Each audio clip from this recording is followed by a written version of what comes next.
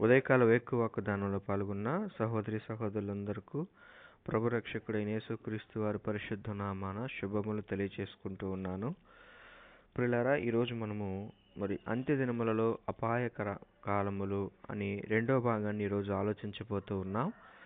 మొదటి భాగంలో మనము ఒక 8 వ్యక్తిత్వాలు కలిగిన అపాయకరమైన క్యారెక్టర్స్ కలిగిన వాళ్ళు సంఘాల్లో ఉంటారు అనే విషయాన్ని మనం ఆలోచించాం. అందులో స్వార్థప్రియులు, ధనాపేక్షులు, బింకములాడువారు, అహంకారులు, దూషకులు, తల్లిదండ్రులకు అవిధేయులు, కృతజ్ఞత లేనివారు, అపవిత్రులు, ఇలా ఒక 8 రకాల వ్యక్తిత్వాలు కలిగిన వారిని మనం ఆలోచించాం. అయితే ఈరోజు మిగిలిన 11 రకాల వ్యక్తిత్వాలు కలిగిన వారి గురించి పౌలు గారు తిమోతికి రాసిన 2వ పత్రికలో మరలా రాస్తూ ఉన్నాడు. చూద్దాం. 2 తిమోతి 3వ అధ్యాయము 3వ వచనము నుంచి. 2 తిమోతి 3వ అధ్యాయం 3వ వచనము నుంచి. అనురాగరహితులు, అతిథి ద్వేషులు, అపవాదకులు, అజితేంద్రులు, క్రూరులు, సజ్జన ద్వేషులు, ద్రోహులు, మూర్ఖులు, గర్వాంధులు, దేవుని కంటే సుఖానుభవమును ఎక్కువగా ప్రేమించువారు, పైకి భక్తి గల వారి వలె ఉండి దాని శక్తిని ఆశ్రయింపని వారివై ఉందరు. ఇట్టి వారిని విముఖుడువై ఉండుము అని అంటున్నాడు. ఇట్టి వారికి విముఖుడువై ఉండని అంటున్నాడు తిమోతి గారు. పౌలు గారు ఈ లిస్ట్ అంతా కూడా టోటల్గా 19 రకాల వ్యక్తిత్వాలు కలిగిన వారు. ఈ 19 రకాల వ్యక్తిత్వాలు సంపూర్తిగా చెడ్డ వ్యక్తిత్వం అని మనం చెప్పుకోవచ్చు. అందుకే వీటిని ఏమంటున్నాడంటే పౌలు గారు అపాయకరమైన కాలములు అంటే అలాంటి చెడ్డ వ్యక్తిత్వం కలిగిన వారు నివసించుచున్న కాలాన్ని అపాయకరమైన కాలములు అని అంటున్నారు. ఈరోజు మనం కూడా సమాజంలో అంటుంటాం కదా, అమ్మో కాలం చెడిపోయిందండి. కాలం చెడిపోవటం అంటే ఆది సోమ మంగళవారాలు పాడైపోయినని అర్థం కాదు. కాలం చెడిపోతుంది అంటే ఆ కాలములో నివసించుచున్న జనులు చెడిపోయారు. వారు చెడిపోవటాన్ని బట్టి ఆ కాలం పాడైపోయిందండి, ఇది మంచి కాలం కాదండి, కాలం అండి అని అంటూ ఉంటారు. అలానే పౌలు గారు కూడా తిమోతికి రాసిన పత్రికలో కొన్ని అపాయకరమైన కాలాలు చెప్పారు. అంటే బహు చెడ్డ ప్రవర్తనతో సంఘాలలో నివసించే వారి గురించి పౌలు గారు చెప్పటం జరుగుతుంది ప్రియులారా ఇక్కడ. అయితే ఈరోజు మనం ధ్యానం చేయబోతున్న 9వ రకమైన వ్యక్తిత్వం కలిగిన వారు ఎలా ఉంటారంటే అనురాగరహితులు అనే మాట మనం చూస్తూ ఉన్నాం. అనురాగము అంటే ప్రేమ, అంటే అనురాగరహితులు అని అంటే ప్రేమ లేనివారు అని విషయాన్ని మనకు పౌలు గారు తెలియజేస్తూ ఉన్నారు. దీని గురించి బైబిల్ గ్రంథము చాలా విస్తారమైన సుదీర్ఘమైన సందేశాన్ని ఇచ్చింది ప్రియులారా ప్రేమ గురించి. ఎందుకంటే జగత్తు ఇందలి సమస్తానికి మూలము ప్రేమే గనుక. అవును, దేవుడు ప్రేమ ద్వారా సమస్తాన్ని నిర్మించుకున్నాడు అనే విషయాన్ని చాలా చాలా తన సంకల్పాన్ని అంతా కూడా ప్రేమ ద్వారా ఎలా నెరవేర్చుకున్నాడనే వివరణ బైబిల్ గ్రంథంలో మనకు గొప్పగా కనిపిస్తూ ఉంటుంది. ఈ ప్రేమ లేని వారు అనురాగరహితులు సంఘాల్లో ఉండటం ఏంటి? అసలు ప్రభు మనల్ని కొనుక్కుందే ప్రేమతో.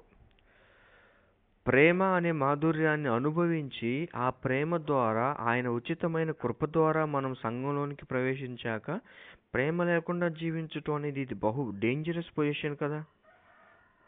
అందుకే అపాయకరమైన కాలములు అని అంటున్నాడు పౌలు గారు. ఇక్కడ చెప్తున్న ఈ 19 రకాల వ్యక్తిత్వాలు కలిగిన మనుషులు లోకములో కాదు నివసిస్తుంది, సంఘాలలో. అది మొదటి భాగంలో మనము ఆలోచించాం. ఈ విషయాలన్నీ కూడా పౌలు గారు తిమోతికి రాస్తూ, తిమోతి ఇలాంటి వారు ఉంటే వారితో నువ్వు విముఖుడువై ఉండని చెప్తున్నాడు. సంఘంలో ఉన్న వారి గురించి చెప్తున్నాడు. ఇక్కడ మాట్లాడుతున్న ఈరోజు మనం ధ్యానం చేస్తున్న మొదటి వ్యక్తిత్వం అనురాగరహితులు అనే మాటను మనం చూస్తూ ఉన్నాం ప్రియులారా.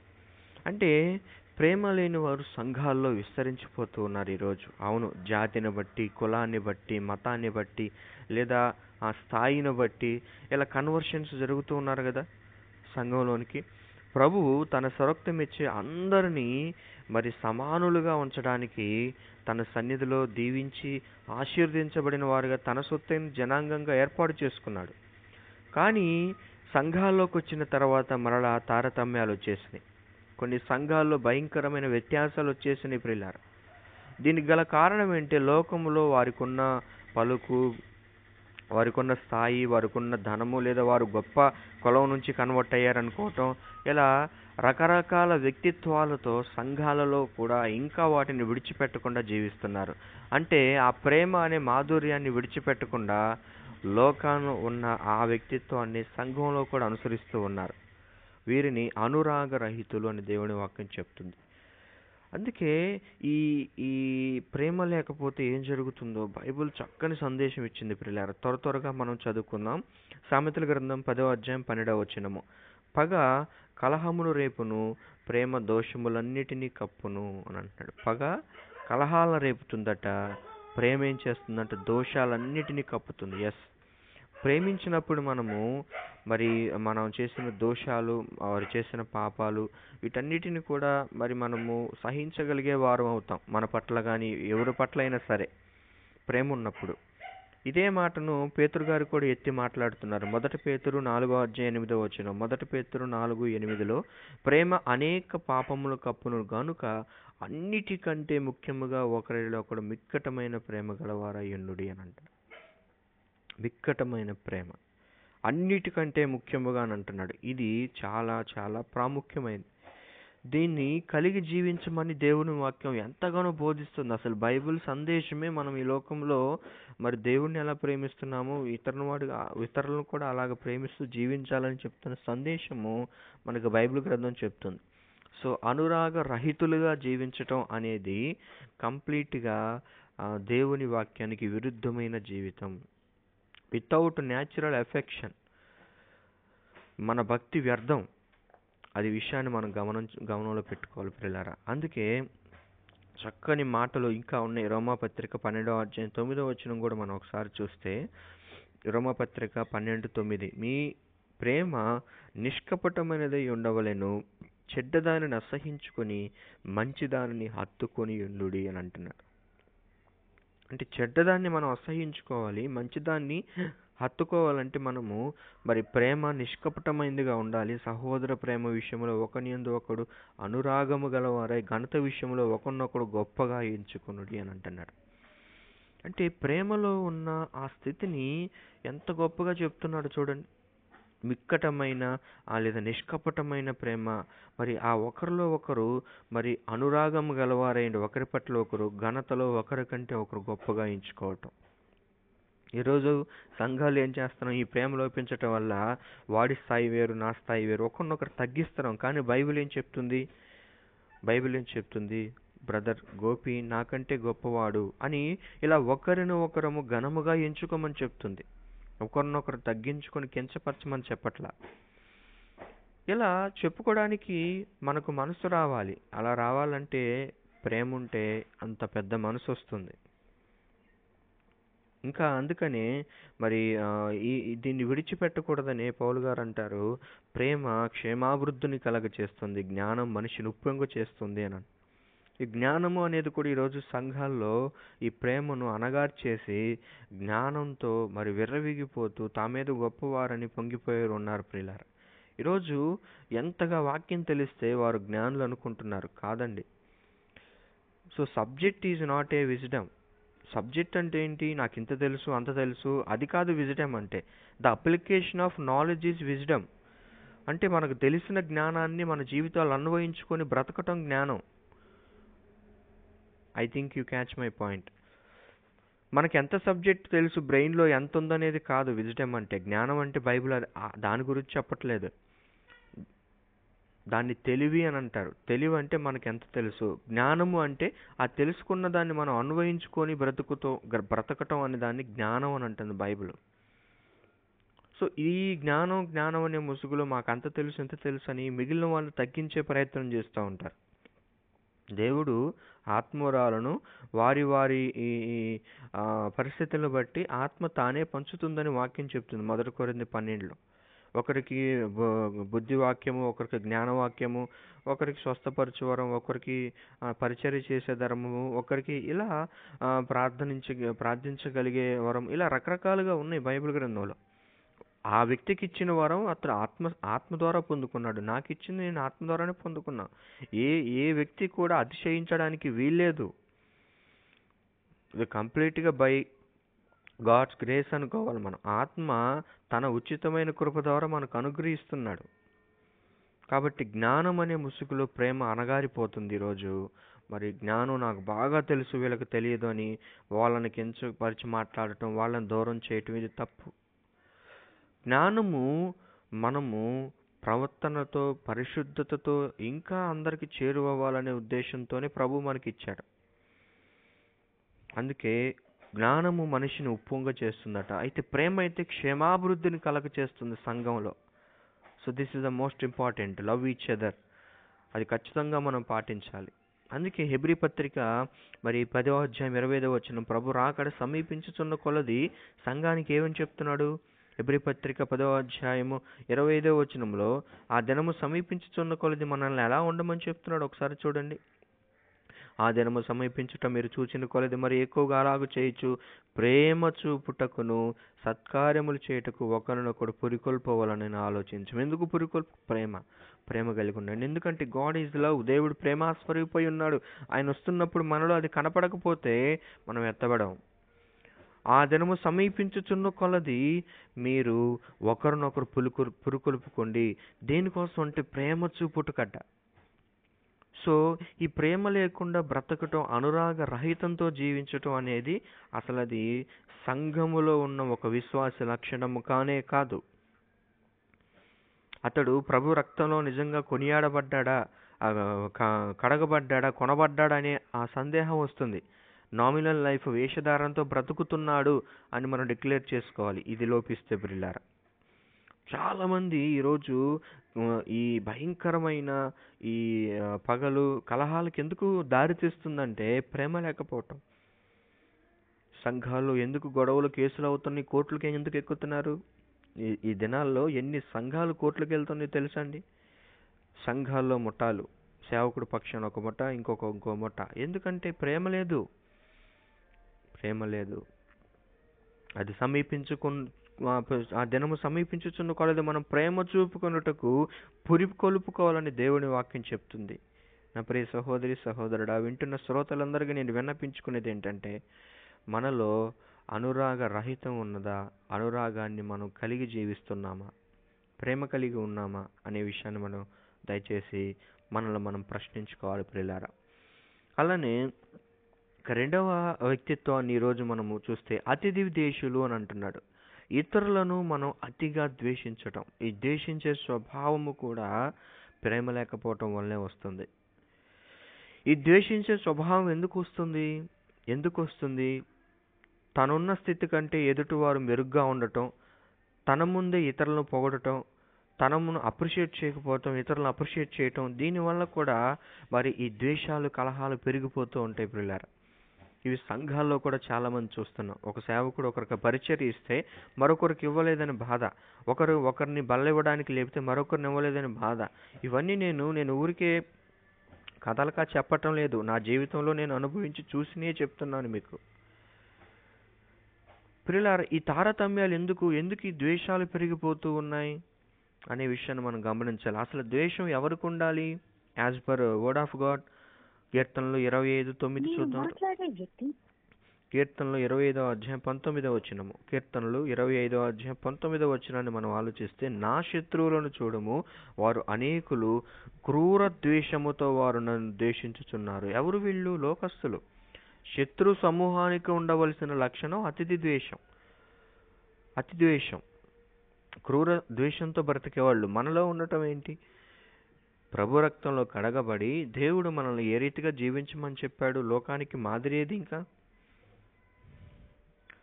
అందుకే యోహాను సువార్తలో యేసయ్య కూడా ఒక మాట అంటున్నాడు. చూడు, యోహాను సువార్త 15వ అధ్యాయము 19వ వచనములో ప్రియులారా ఒక మాట మనకు కనబడుతుంది. మీరు లోక సంబంధులైన ఎడల లోకము తన వారిని స్నేహించును, అయితే మీరు లోక సంబంధులు కారు, నేను మిమ్మును లోకము నుండి ఏర్పరచుకుంటుని, అందుచేతనే లోకము మిమ్మును ద్వేషించుచున్నది. ద్వేషించే స్వభావం ఎవరిది? లోకాంది.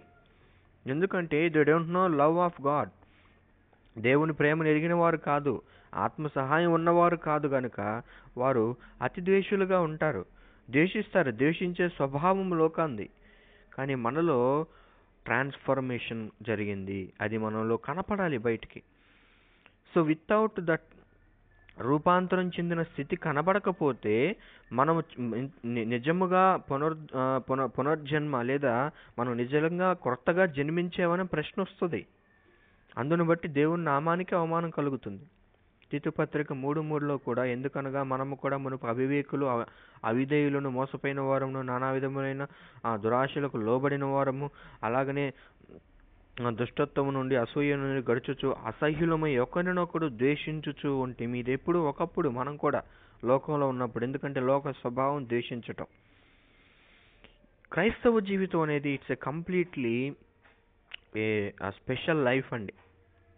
సాధు సుందర్ సింగ్ గారు మీకు తెలుసు బహుశా, ద గ్రేట్ గాడ్ సర్వెంట్. సాధు సుందర్ సింగ్ గారు ఒక మాట చెప్పేవాడు క్రైస్తవ జీవితం గురించి. క్రైస్తవ జీవితం అనేది ప్రవాహంలో ఎదురీదుతున్న చేప లాంటిదని అన్నాడు. ప్రవాహం లోకం, చేప క్రైస్తవ జీవితం.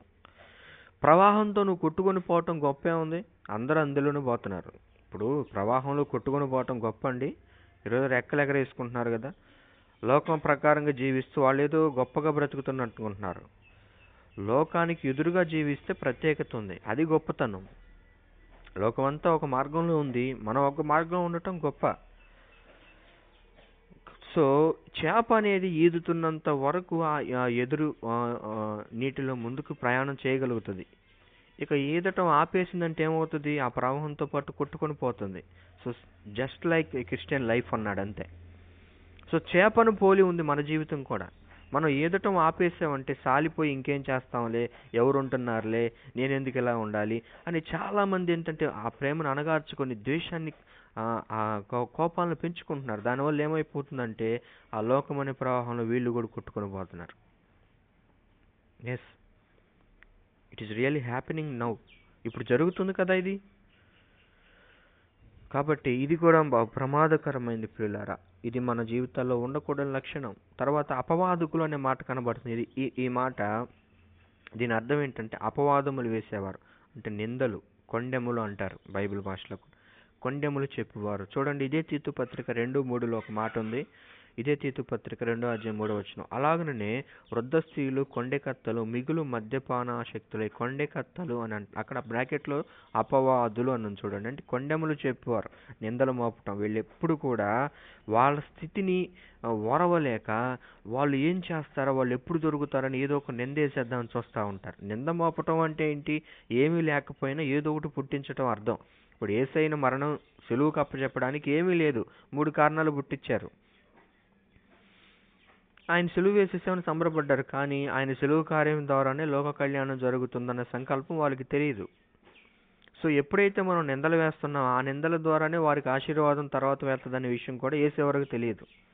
అది ఎవరు మారుస్తారు? దేవుడు మారుస్తాడు. ఆయన కొరకు బ్రతుకుతున్నప్పుడు మనము మన మీద పడుతున్న నిందలు రేపు ఆశీర్వాదంగా మారుస్తాడు. ఆ విషయం తెలియదు వేసేవారికి. వారేదో అతన్ని అపహాస్పాలు చేసాం, అతన్ని కించపరిచేసామని అతని కోరిక తీరింది అనుకుంటా ఉంటాడు వేసినోడు, కానీ తిరిగి మరలా అది అతని మీదకే వస్తుంది. కాబట్టి there is a certain time అంటుంది వాక్యం. ప్రతి దానికి సమయం కలదు. సో ఇది కూడా the most dangerous character. So ఈ వ్యక్తిత్వం కూడా బహు ప్రమాదకరమైంది ప్రియులారా. అది మనం కలిగి ఎప్పుడు జీవించకూడదు, అది లోక సంబంధమైంది. తర్వాత అజితేంద్రియులు అని అంటున్నాడు చూడండి ఈ పదం. అంటే ఈ పదం అర్థం ఏంటి? అజితేంద్రియులు అంటే సెల్ఫ్ కంట్రోలింగ్ లేని వాళ్ళు అనమాట. అంటే తమ కోరికలు కానీ తమ వాంఛనలు నియంత్రించుకోలేని వారు. వీళ్ళంతా వ్యసనాలకు బానిసలైపోయి ప్రభు దగ్గరకు వచ్చి కూడా వారి కోరికలు, వారి యొక్క వాంఛలు, లోపల కలుగుతున్న వాటిని కంట్రోల్ చేసుకోకుండా లోకంలో తన ఇష్టానుసారంగా బ్రతికేవాళ్ళు. ఈ గుంపు, ఈ మంద చాలా ఎక్కువగా ఉంది ఈ దినాల్లో ప్రియులారా. ఎందుకంటే సెల్ఫ్ కంట్రోల్ లేదు. మనకు బైబిల్ వాక్యం ఏం చెప్తుంది? ఆత్మఫలాలలో ఆశా నిగ్రహము, సెల్ఫ్ కంట్రోల్. ఇది ఎలా వస్తుంది? మానవ మాత్రులుగా మనకు రాదు ఇది. Please remember that point.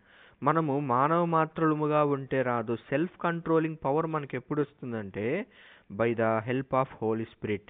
ఆత్మ సహాయము ద్వారా మాత్రమే మనము ఈ సెల్ఫ్ కంట్రోలింగ్ పవర్ను పెంచుకోగలం. ఆ స్ట్రెంగ్త్ మనకు వస్తుంది ప్రియులారా. ఎప్పుడైతే మన ప్రభు సన్నిధిలో, దేవా నేను ఈ స్థితిలో నేను బలహీనంగా ఉన్నానని మోకరించి ప్రభు సన్నిధిలో మనం ఆయనకి విజ్ఞాపన చేస్తామో అప్పుడు ఆయన దేవుడు మనకి ఆ సెల్ఫ్ కంట్రోలింగ్ ఇస్తాడు. చాలామంది ఈ రోజుల్లో చూడండి, నేను చక్కగా వాక్యం వింటారు, చక్కగా ప్రార్థనలో ఉంటారు, ఉపవాసాలు ఉంటారు, కానీ బయటికి వెళ్ళి పరిస్థితులు రాగానే లోక సంబంధమైన వారు మాట్లాడే భాషా ధోరణి బయటకు వస్తూ ఉంటుందండి. అయ్యి బాబోయ్ వీళ్ళైనా బైబిల్ పట్టుకొని ప్రార్థనలకు వెళ్ళి కన్నీటితో ప్రార్థన చేసేవాళ్ళు అనిపిస్తూ ఉంటుంది. అంటే ఏం జరుగుతుంది? ఎందుకు వారి యొక్క ఆ స్వభావాన్ని కంట్రోల్ చేసుకోలేకపోతున్నారు? సినిమాలు చూస్తారు, సీరియల్ చూస్తారు, అన్నీ అనుభవిస్తూ ఉంటారు. దేవుని దగ్గరకు వచ్చి ప్రభా అది చేశాను ఇది చేశానంటారు. దేవుడు ఎందుకు క్షమిస్తాడు మనల్ని? వాడుకైన దాన్ని ఎవరు క్షమిస్తారు? ఒక టీచర్ దగ్గరకు వచ్చి స్టూడెంట్ ఒకరోజు ఒక మాట చెప్పి తప్పించుకున్నాడు, సరే వదిలేసాడు. రెండో రోజు కూడా వచ్చాడు, సరే అని వదిలేసాడు. మూడో రోజు, నాలుగో రోజు అలా కంటిన్యూగా వస్తుంది అనుకో, టీచర్ ఏం చేస్తాడు? వదిలేస్తాడు? వదిలేయడు. వాడి మీద డౌట్ వచ్చి వీడు ఏదో చేస్తాడని వాడు వాడు వాడు ఈ విషయం బాగోతం ఏంటో బయటకు తీస్తాడు. లోక సంబంధమైన వారు ఎలా ఉంటే దేవుడు మనల్ని క్షమించడానికి గల కారణం ఏంటంటే వాటిని విడిచిపెట్టి చేయకుండా ఉండాలనే ఉద్దేశంతో క్షమాపణ అనేది చెప్తుంది బైబిల్ గ్రంథం. కాబట్టి అజితేంద్రులు, తమ కోరికల వాంఛలు నియంత్రించుకోలేని వారు కూడా ఈరోజు సంఘాల్లో పెరిగిపోతూ ఉన్నారు. వారిని బట్టి కొన్ని సంఘాలు కూడా క్షీణించిపోతూ ఉన్నాయి పిల్లలు. ఆ తర్వాత క్రూరులు అని చెప్తుంది. పౌలు గారు ఏమంటున్నారు? క్రూరులు. క్రూరులు అంటే క్రూర స్వభావం, హింసాత్మకమైన స్వభావం కలిగిన వారు. అంటే మనకి ఎలా ఉంటుందంటే ఒక భయంకరమైన పరిస్థితి రాగానే అతనిలోంచి ఉండపట్టని ఒక విశ్వరూపం బయటకు వస్తుందండి. ఆ క్రూర స్వభావంతో, హింసాత్మకమైన దాంతో భయంకరమైన కార్యం చేస్తాడు. దాని ద్వారా ఎంతో అనార్థం జరుగుతుంది. అనార్థం జరిగిన తర్వాత ఇంటిళ్ళపాది బంధువులందరూ బాధపడుతూ ఉంటారు. ఎన్ని చూడలేదు మనం? చిన్నదానికంటే కోపం వచ్చిన దానికి భార్యను నరికేసిన భర్తలు, చిన్న కోపం వచ్చిన దానికి మొన్న పేపర్లో చూశాను, చిన్న వివాదం వచ్చిందంట, భర్త ఉరేసుకొని చనిపోయాడు. అయ్యో ఏమి లేదు, చిన్నదే మనస్పర్ధలు వచ్చింది. అంటే ఆ క్రూరత్వం, ఆ స్వభావం హింసాత్మకంగా మారిపోతుంది. అంటే తను తాను చంపుకుంటున్నాడు. ఒకరోజు ఒక పేపర్లో మరొక న్యూస్ చూశాను. ఒక స్త్రీ ఒక చీర విషయం దేంట్లోనూ వివాదం అయిపోయింది, నాకు కొనించలేదు, ఇప్పుడు కొనించలేను అనేసరికి తెల్లారిసారి లేచి చూసేసరికి వంటగదిలో మరి శవమై కనబడిందండి. ఎందుకు ఇది అంటే లోపల ఉన్న మెంటాలిటీ ఏం చేస్తుంది చూడండి, మనిషిని ఎంతో భయంకరమైన పరిస్థితులకు తీసుకెళ్తుంది. ఆ క్రూరత్వం అనేది అనర్థాలకు దారితీస్తుందండి. అది మేలైంది కాదు. అది స్వభావాన్ని విడిచిపెట్టాలి మనం. అందుకే కీర్తనలు 25:9, కీర్తనలు 25:9 ఒక మాట మనం చూస్తాం. కీర్తన గ్రంథం 25:9, న్యాయమును బట్టి ఆయన దీనిలో నడుచుకుని ఇదేందుకు నేర్చునంటూ కీర్తనలు 25:9 ఆయన చేసిన నిబంధన సామెతలు 11:7 చూద్దాం. ఈ ఒక్క మాట చూద్దాం. సామెతలు 11:7, భక్తిహీనుడు చనిపోగా వాని ఆశ నిర్మూలమగును, బలాఢ్యులైన వారి ఆశ భంగమైపోవును అన్నట్టు, భంగమైపోతుందట. అలా చదువుకుంటూ వస్తే భక్తిహీనుడు తన నోటి మాట చేత తన పొరుగు వారి నాశనం తెప్పించును, తెలివి చేత నీతిమంతులు తప్పించుకుందురు. అలా చదువుకుంటూ భక్తిహీనతలో ఉంచి వస్తున్న భయంకరమైన లక్షణాన్ని పౌలు గారు చెప్తున్నాడు. మరి దయగలవాడు తనకే మేలు చేసుకొనును. 17వ వచనంలో క్రూరుడు తన శరీరముకు బాధ తెచ్చుకొనును. క్రూరుడు తన శరీరముకు బాధ తెచ్చుకొను. చూసారు, ఎంతోమంది ఈరోజు క్షణికావేశంలో కిరాసన పోసుకుని తగలబెట్టుకుంటున్నారు. తర్వాత కాలిన ఒళ్ళుతో జీవితాంతం అలానే బ్రతుకుతున్నారు. ఎందుకు ఆ కర్మ? కొంచెం తగ్గించుకుంటే ఏం పోయింది? ఎందుకు అంతలా స్థితికి డెస్టినేషన్కి వెళ్ళాలి? ఎందుకంటే ఆ క్రూర స్వభావం ఏంటంటే తన శరీరానికి బాధ తెచ్చుకునే పరిస్థితికి తీసుకెళ్తుంది ప్రియులారా. The most dangerous character. తర్వాత సజ్జన ద్వేషులు అనే మాట మనం చూస్తున్నాం. సజ్జన ద్వేషులు అంటే వీళ్ళెవరు? మంచివారిని లేదా మంచిని కూడా అస్సలు ప్రేమించిన వారు, గిట్టని వారు వీళ్ళంతా. కొంతమందిని చూస్తూ ఉంటాం, బైబిల్ చెప్తా ఉంటుందండి, చాలా చెప్తుంది, అవన్నీ మనం చేస్తావేంటి, మన మానవులు అంటాను. అవును, బైబిల్ గ్రంథం దేవదూతలకు ఇచ్చాడా దేవుడు? ఎవరికి ఇచ్చారండి? అంటే ఇప్పుడు బైబిల్ మానవులకి ఇచ్చేటప్పుడు దేవుడు తప్పు చేశాడు అన్నమాట. బైబిల్ ఎవరికి ఇచ్చాడు? మన మానవులకే ఇచ్చింది బైబిల్. దేవుని వాక్యం మనకి ఎవరికి ఇవ్వబడింది? మానవులమైన మనకే. ఈ మాట సంఘస్థులు వాడటం బహు శోచనీయం, బాధపడాల్సిన విషయం. మంచివారిని లేదా మంచిగా బ్రతకటం అనేది నీ చేతగాని తత్వం, నీకు ఆ కోరిక తృష్ణ లేదు. అందును బట్టి ఏం చేస్తున్నారు? ఎవరు ఉంటున్నారండి మనం ఉండడానికి? అసలు అదేనండి సమాధానం. సో ఇలా అతని బలహీనతను సమర్థించుకునే ప్రయత్నం చేసి అనేకులను పాడు చేసేస్తున్నారు. మంచిగా దీనుడితో వచ్చిన వ్యక్తి కూడా ఒక వారం 10 రోజులు 2 నెలలకి ఆ సంఘస్థులతో కలిసిపోతున్నాడు. కారణం ఏంటంటే సజ్జన ద్వేషులు, మంచిగా బ్రతకాలని ఆలోచన లేనివారు. ఆ మంచిగా బ్రతకకుండా ఆ మంచిని కలిగి ఉంటే నాకేం లేదనుకొని అన్యాయాన్నిగా బ్రతికే వాళ్ళు కూడా ఉన్నారు. సామెతలు 16:8 చూడండి.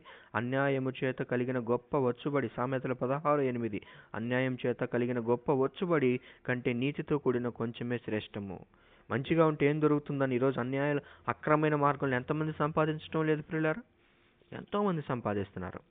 22:16 వచనంలో కూడా లాభమునొందవలనని దరిద్రులకు అన్యాయము చేయవానికి ధనవంతులకు ఇచ్చువానికి నష్టమే కలుగును. చూసే లాభాల కోసం దరిద్రులను, బీదవారిని, ఎంతో మందిని మోసం చేసేవారిని ఈరోజు మనం ఎంతో మందిని చూస్తూ ఉన్నాం కదా.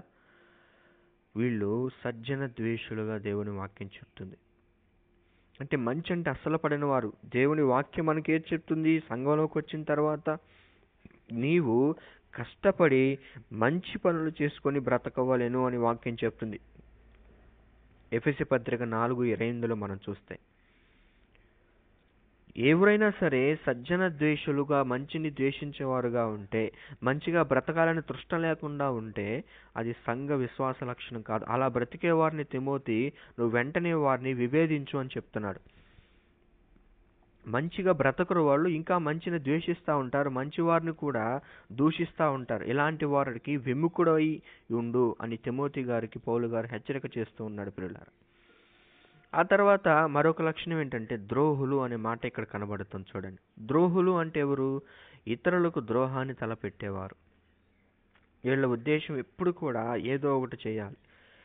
వీరి స్వభావం ఎలా ఉంటుందంటే, సంఘములో ఉన్నవారు మరి ఎవరైతే గొప్పగా హైలైట్ అవుతున్నారో లేదా ఎవరైతే తనకు పడని వారుగా ఉంటున్నారో వారి మీద ఏదో ఒక ద్రోహ కార్యాన్ని నెట్టేయడానికి ప్రయత్నం చేస్తూ ఉంటారు. అంటే లేదు, వారికి ఏదో ఒకటి ద్రోహం చేసే ప్రయత్నం చేస్తూ ఉంటారు. నువ్వు నాకు అప్పుడు ఎలా చేసావు కదా, నీ సంగతి చెప్తా, నీకు సమయం వచ్చిద్దిలే, నాకు కూడా సమయం వచ్చిద్దిలే, అప్పుడు నీకు చేయాల్సింది నేను చేస్తానని. అంటే ఏంటి ఆ పరిస్థితి? ఏంటి ప్రియులారా? అలా ఎందుకని భావిస్తూ ఉన్నారు? అసలు బైబిల్ వాక్యం మనకేం చెప్తుంది? ఒకసారి కీర్తనలు 25:3 చూద్దాం రండి. బైబిల్ మనకేం చెప్తుంది? కీర్తనలు 25:3, 25వ అధ్యాయం 3వ వచనము. నీ కొరకు కనిపెట్టు వారు ఎవడును సిగ్గునందడు, హేతువు లేకుండానే ద్రోహం చేయవారు సిగ్గునందుదురు. వీళ్ళకి ఎప్పుడు ద్రోహం చేసే పనే. ఎదుటివాడు, ఇప్పుడు ఇక్కడ మాట్లాడుతుంది ఎవరు? భక్తుడు. తన భక్తి జీవితంలో శత్రువులు ఏ కారణం లేకుండానే తనకు ద్రోహం చేయాలని ప్రయత్నం చేస్తున్నాడు. ఎందుకు? ఏం చేశానని? నీకు ఏమీ చేయకపోయినా ద్రోహం చేసేవారు స్వభావం ఏంటంటే ద్రోహం చేయటమే. నమ్మిస్తారు, తీసుకుంటారు, తర్వాత ద్రోహం చేశారని మనకు అర్థమవుతుంది. ఎంతోమంది కదండి. నేను ఒక 2-3 నెలల క్రితము నా ఉద్యోగంలో ఒక వ్యక్తికి చాలా భయంకరమైన పరిస్థితిలో ఉన్నానన్నా, మరి మా బాబుని హాస్పిటల్లో జాయిన్ చేశాను, డబ్బులు లేవు అని అంటే, అది మంత్ ఎండింగ్ అండి, నా దగ్గర కూడా డబ్బులు లేని పరిస్థితి. నన్ను అడిగినప్పుడు నా వంతుగా నేను కొంత సాయం ఫోన్పే కొట్టేశాను వెంటనే. తిరిగి ఆ తర్వాత అతడు నేను ఎల్లుండి ఇస్తాను, ఎల్లుండి ఇస్తాను, వారం ఇస్తాను, ఆ తర్వాత ఇస్తానని చెప్తున్నాడు. ఆ తర్వాత ఏంటి అనే విషయము మరి వేరే వాళ్ళు అడిగితే, అతను ఫుల్ డ్రింకర్ అన్న ఇలా మాయ మాటలు చెప్పి చాలా మంది దగ్గర ఏడ్చి ఇట్లా డబ్బులు తీసుకుంటా ఉంటాడని చెప్పారండి. అంటే చూసారా, ఎదుటివాడు ఎలాంటి వాడు అనేది, మంచివాడా చెడ్డవాడా అని వాళ్ళకి అస్సలు పడదు. వాళ్ళ స్వభావం ఏంటంటే ద్రోహం చేయటమే. కాబట్టి ఈ విషయంలో దేవుని వాక్యం మనకేం చెప్తుందంటే, గలతీ పత్రిక 6:9 ఒక మాట రాయబడింది. గలతీ పత్రిక 6:9 మనము మేలు చేయటి యందు విసుకకయుందుము, మనము అలయక మేలు చేసి తగిన కాలమందు పంట కోతుము అని అంటున్నాడు. చూడండి పిల్లలు, మనం ఏదైతే విత్తుతామో దాన్నే కోస్తాం. ద్రోహాన్ని విత్తామంటే మనం కూడా ఒకరోజు ద్రోహం మనకు కూడా జరిగిద్ది.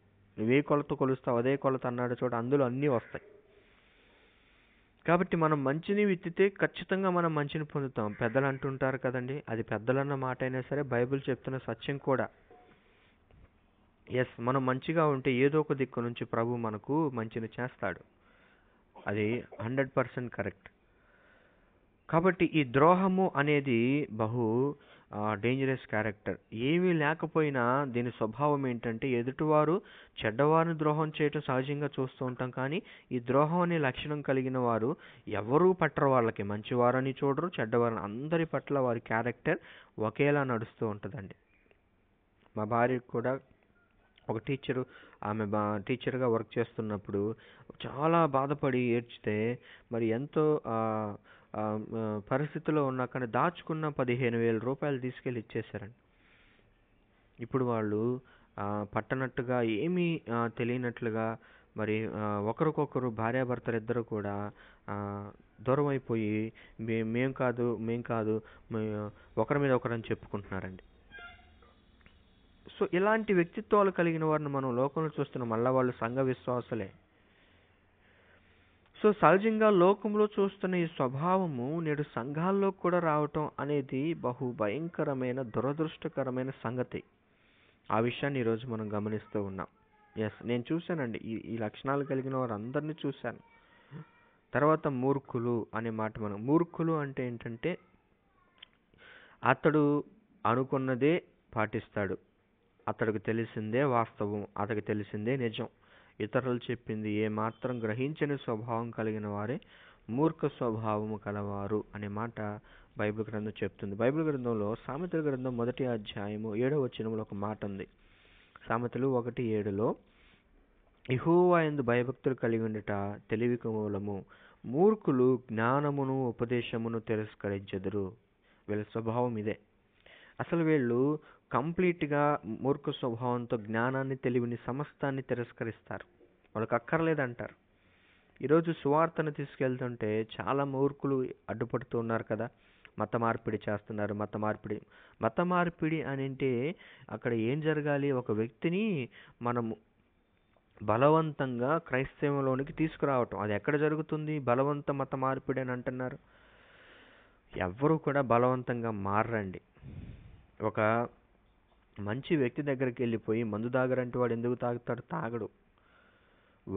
వాడిగా లోపల కోరిక పుడితే కానీ వాడు కన్వర్షన్ అయితే కానీ వాడు ఎప్పటికైనా ఆ పాడైపోయే పరిస్థితి వస్తుంది తప్ప వాడిగా బలవంతంగా చేసే పరిస్థితి లేదు.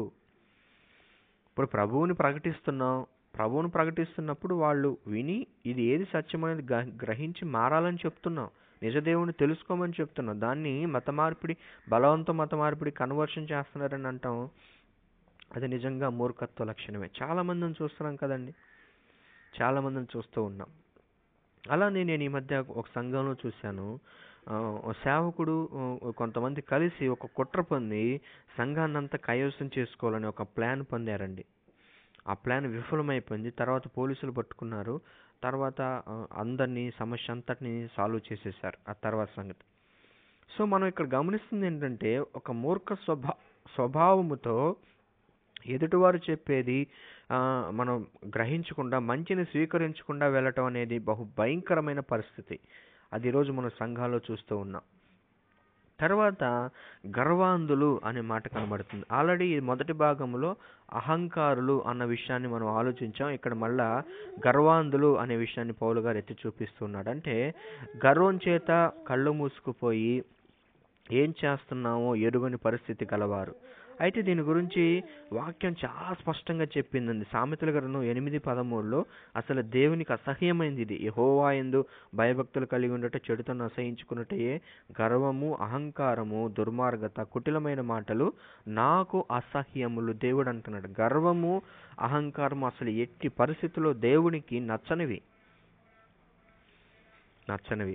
అయితే ఇది ఇది ఒక వ్యక్తిలో కనబడుతూ ఉందంటే ఏదర్ చర్చిలో అవని లేదా లోకంలో అవని, సంఘంలో కనబడని లేదా లోకస్తులో అవని, ఇది ఒక వ్యక్తిలో కనబడుతుందంటే మనం తీసుకోవాల్సిన డెసిషన్ ఏంటంటే, వాక్యం ఏం చెప్తుంది? సామెతలు 16:18.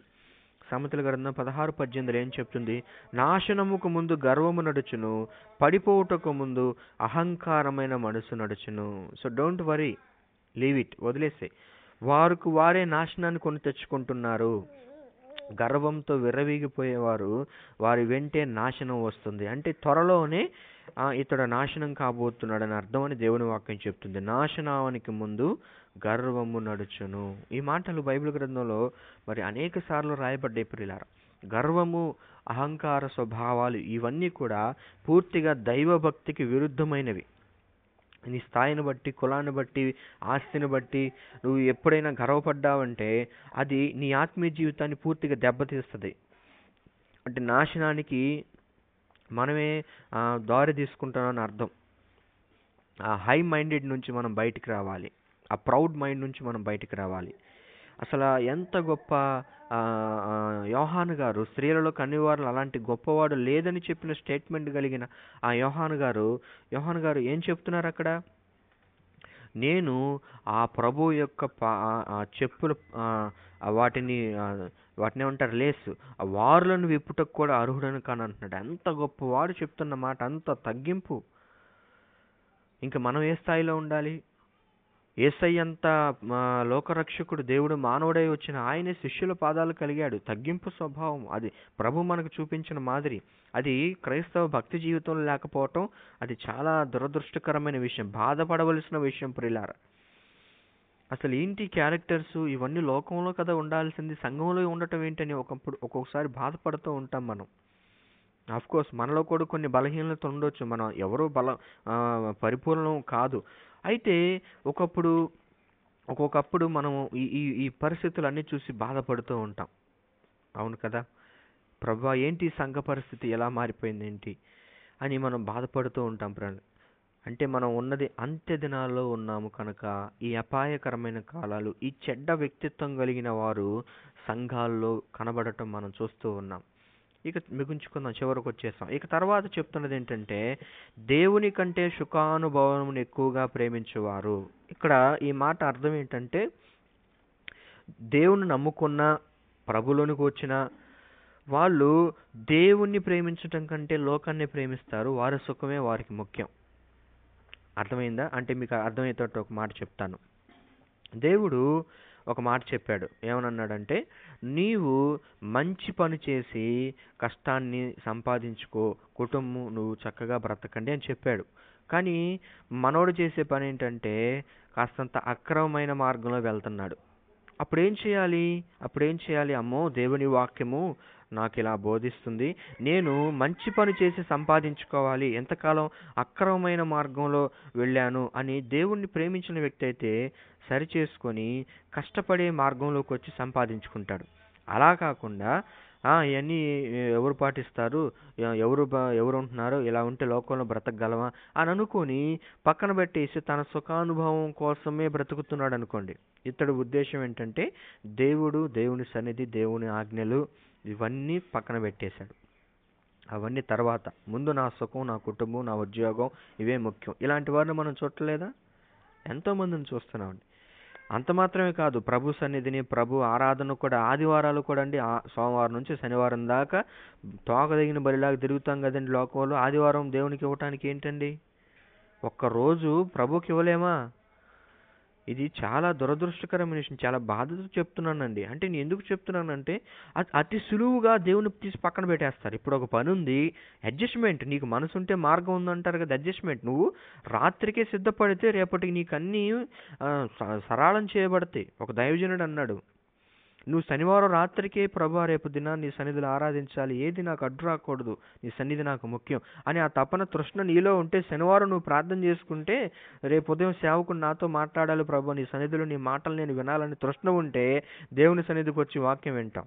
దేవుని సన్నిధికి వస్తారు నలిగిన బట్టలు, నలగకుండా అలానే కూర్చుంటాం, వెళ్ళిపోతాం. వాక్యం వినమండి, ప్రార్థనలో ఉంటారు, ఆరాధనలో ఉంటారు. వాక్యం చెప్పేటప్పుడు నేలకేసి చూసేవాళ్ళు కొంతమంది, పైన రూఫ్లు చూసేవాళ్ళు కొంతమంది, మనసు ఎక్కడికి వెళ్ళే కొంతమంది, ఇలా రకరకాల వ్యక్తిత్వాలతో చూస్తూ ఉంటాం. ఎందుకు వచ్చాం ప్రభు సన్నిధికి అనే ఆ పర్పస్ మిస్ అయిపోతుంది. అంటే దేవుడి కంటే వీళ్ళకి ఇంకోటి ముఖ్యం అని అర్థం అనమాట. ఇలాంటి వారు సంఘాల్లో పెరిగిపోతూ ఉన్నారు. నో, ఇలాంటి పరిస్థితి మనకొద్దు. దేవుడి వాక్యం చాలా స్పష్టంగా చెప్తుంది. మనకేం చెప్తుందంటే, మొదట మనము పూర్ణ హృదయముతో పూర్ణ మనస్సుతో దేవుణ్ణి ప్రేమించగలిగే వారంగా ఉండాలి. ఆ లక్షణం మనలో డెవలప్ అవ్వాలి. అది ప్రాముఖ్యమైనది. అది మొదటి ఆజ్ఞగా మనకు దేవుడు చెప్పాడు. యేసయ్య చెప్పాడు కదా, నీ పూర్ణ హృదయంతో పూర్ణ బలంతో నువ్వు నన్ను ప్రేమించు. ఇంకా మనకి చెప్పింది ఏంటంటే, యేసయ్య, ఈ లోకంలో నువ్వు మరి నన్ను ప్రేమించి ఈ లోకంలో ఏదైనా కోల్పోతే ఏం పర్లేదు, నీకు 100 అంతలు ఇస్తాను, పరలోకం అనే నిత్య జీవాన్ని కూడా నీకు ఇస్తాను అన్నాడు. ఇన్ని బెనిఫిట్స్ చెప్తున్నాడు కదా దేవుడు. అయినను మన సుఖానం కోసమే మనం బ్రతుకుతున్నామంటే ఇది కంప్లీట్గా వాక్య విరుద్ధమైన జీవితం. కాబట్టి నా ప్రియ సహోదరి సహోదరుడా, వింటున్న శ్రోతలకు మనం చేసేది ఏంటంటే, ప్రైమరీగా దేవుణ్ణి మనం జీవితంలో సెట్ చేసుకుందాం. నా జీవితంలో రక్షింపబడిన తర్వాత ప్రభు పునరుద్ధాన దినం ఆ ఆరాధనను విడిచిపెట్టని రోజు లేకుండా ఉంది. ప్రియులారా, దానికి కారణం ఏంటంటే కమిట్మెంట్. ముందు నా జీవితంలో దేవుడు, ఆ తర్వాతే మనిషి. నేను నా జీవితంలో సమయం దొరికినప్పుడల్లా ఏదో ఒక రచన రాసుకుంటూ ఉంటానండి. ఈవెన్ నా జాబ్లో కూడా. ఇది అతిశయంతో చెప్తుంది కాదు, ప్రోత్సాహం కోసం చెప్తున్నాను. నేను చాలా అల్పుడను.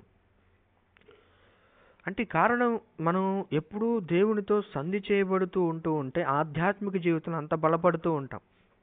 బోరు కొట్టినప్పుడు లేదా కాస్తంత ఖాళీ దొరికినప్పుడు, ఏమి తోచినప్పుడు సహోదరులకు ఫోన్ చేసి మాట్లాడటం.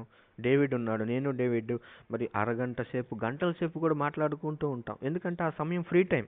ఎందుకు అపవాదికి చోటు ఇవ్వాలి? ఎందుకు చెడ్డ తలంపులకు మనం చోటు ఇవ్వాలి? ఆ టైంలో ఏముందిలే, సినిమా చూద్దాం, సీరియల్ చూద్దాం అని ఎవరు లేనప్పుడు చూసి సినిమాలు చూసేవాళ్ళు, సీరియల్ చూసేవాళ్ళు ఈ కాలంలో లేరా? ఉన్నారు. ఆ సమయంలో కొంతమంది ఇప్పుడు ఐపీఎల్ ఏదో నడుస్తుంది కదండి, ఈ ఐపీఎల్స్ కూడా చూస్తున్నాడు చాలా క్రిస్టియన్స్. కాలము సమీపించింది, దినములు చెడ్డవి, కాలాన్ని పోనీయకుండా సద్వినియోగం చేసుకోమని దేవుని వాక్యం చెప్తుంటే దుర్వినియోగం చేసుకుంటున్నారండి. ఏముందండి, 11 మంది చెమటలు బట్టే తట్ట ఆడితే నీకేం వచ్చింది? పని పాట లేకుండా ఆడుకుంటున్నారు. వాళ్ళతో మనకెందుకు? దేవుడు మనకు చెప్పిన సమయం ఉంది, మనకిచ్చిన కాలము పరిపూర్ణమవుతుంది. మనం రెడీ అవ్వాలి, సిద్ధపడాలి. బుద్ధి కలిగిన కన్నికల్లో మనం ఉన్నామా? బుద్ధి లేని వారుగా మన లోకంలో బ్రతుకుతున్నామా, నిద్రపోతున్నాం? అది ప్రాముఖ్యం. అది మన జీవితంలో మనం కలిగి ఉండాలి. బుద్ధి కలిగిన వారుగా సిద్ధపాటుతో మనం ఉండాలి. ఎందుకంటే we're in the days of last end days. మనము చివరి దినాల్లో ఉన్నాము, అంత్య దినాలని దేవుని వాక్యం చెప్తుంది. ముగిస్తాను. చివరగా ఇంక చెప్తున్నది ఏంటంటే, పైకి భక్తి గల వారిగా ఉన్నను దాని శక్తిని ఆశ్రయించిన వారు. ఈ కాలంలో ఇది మరి ఎక్కువ గుంపుల్లో మనం చూస్తూ ఉన్నాం. అంటే పైకి బాగా భక్తి ముసుగులో ఉంటారు, కానీ దాని శక్తిని ఆశ్రయించరు. అంటే దీని అర్థం ఏంటంటే దేవుని మీద ఆధారపడిన వారు. ఒక ఎగ్జాంపుల్ చెప్తాను. నాకు తెలిసిన ఒక సహోదరుడు ఉన్నాడు, మంచి భక్తిపరుడే, చిన్ననాటి నుంచి ప్రభువులు ఎదిగిన వాడే. లోకంలో ఏదన్నా జరగాలంటే లోకస్తులను ఆశ్రయిస్తూ ఉంటాడు, రాజకీయాన్ని నమ్ముకుంటూ ఉంటాడు, మనుషుల బలగం మీద ఆధారపడుతూ ఉంటాడు, తహతహలాడిపోతూ ఉంటాడు, తాపత్రయపడుతూ ఉంటాడు. నేను చూసి అయ్యో అనుకుంటూ ఉంటాను. ఎందుకు బ్రదర్? దేవుడు ఉన్నాడు మనకు. మనుషులను ఆశ్రయించుట కంటే, మనుషులను నమ్ముకున్నట కంటే యెహోవాను నమ్ముకున్నట మేలని మీరు చదవలేదా వాక్యం? సమస్తమును సృజించిన వాడు నీ పక్షానుంటే సృజించబడిన స్పష్టములో ఉన్న సృష్టి దగ్గరకు నువ్వు వెళ్తున్నావు. అయ్యో, ఎంత అజ్ఞాన స్థితిలో ఉన్నాం మనం. సృష్టికర్తను ఆశ్రయించట కంటే ఇంకా గొప్ప ఏముంది? దేవుని మీద ఆధారపడితే మనం గొప్ప కార్యాలు చూస్తాం. అంటే పైకి భక్తి గలవారుగా ఉంటాం, కానీ దాని శక్తిని ఆశ్రయించిన వారు అంటే వీళ్ళే. దేవుని మీద ఆధారపడని వారు. దేవుని మీద కంప్లీట్గా ఆధారపడాలి. నా జీవితంలో నేను గవర్నమెంట్ జాబ్ సంపాదించాలనుకుంటే ఎన్నో అడ్డదారులు నొక్కాలనుకునే ఉండండి. ఈరోజు నేను ఒక ఇంజనీర్ అసిస్టెంట్లుగా మున్సిపాలిటీలో వర్క్ చేస్తున్నాను, గవర్నమెంట్ ఎంప్లాయీగా ఉన్నాను. ఈ ఉద్యోగం రావడానికి నేను ఒక్కటే కారణం అండి, ప్రభు మీదే ఆధారపడ్డాను. ఎవరికి లంచాలు ఇవ్వలా, ఎక్కడా కూడా కాపీలు కొట్టి అక్రమ మార్గంలో వెళ్ళి సంపాదించుకున్నది కాదు. ప్రభు నా కష్టాన్ని బట్టి నన్ను ఆశీర్వదించి ఇచ్చిన ఉద్యోగం. అంటే దేవుని మీద మనం ఆధారపడితే ఖచ్చితంగా కార్యాన్ని చూస్తాం. ఇది నాది చాలా స్వల్పమైన సాక్ష్యం. ఎన్నో గొప్ప సాక్ష్యాలు ఉన్నాయి మనకి ఇంకా లోకంలో. కాబట్టి ప్రియులారా, మరి పైకి భక్తి కలిగి ఉండటమే కాదు, దాని శక్తిని మనం ఆశ్రయించే వారంగా ఉండాలంటే దేవుని మీద మనం ఆధారపడాలి. అప్పుడు ఆ శక్తిని మనం అనుభవించగలుగుతాం ఈ లోకంలో. కాబట్టి ఈరోజు మనం తెలుసుకున్న ఈ వాక్య భాగాన్ని అంతటిని మనం ఒకసారి జ్ఞాపకం చేసుకుంటే, మరి అంత్య దినాలలో జరగబోయి ఈ అపాయకరమైన కాలములు, మరి 19 రకాల చెడ్డ క్యారెక్టర్ కలిగిన వారు సంఘాల్లో ఉండటము, మరి ఇది సంభవిస్తుంది అంత్యదినాల్లో అని పౌలు గారు చెప్పినట్లుగా ఈరోజు మనం చూస్తూ ఉన్నాం. వీటిని బట్టి మనం ఏం చేయాలంటే మరి ఇంకా అలర్ట్ అవ్వాలి, సిద్ధపడాలి. అయ్యో, ప్రభు రాకడ సమీపిస్తుంది, నేను వీటి నుంచి బయటపడాలి, ప్రభుకు మరి ఇష్టంగా ఉండలాగిన ప్రభువుకు నేను ఇష్టమైన వ్యక్తిగా జీవించాలని ఈ లోకంలో మనం సిద్ధపడాలి. కాబట్టి అట్టి కృపా ధన్యత దేవుడు మనకు అనుగ్రహించాలని నేను ఆశిస్తూ ఉన్నాను. ఈరోజు పాల్గొన్న మనందరికీ దేవుడు అట్టి కృప అనుగ్రహించునుగాక. ప్రార్థన చేసుకుంటాం.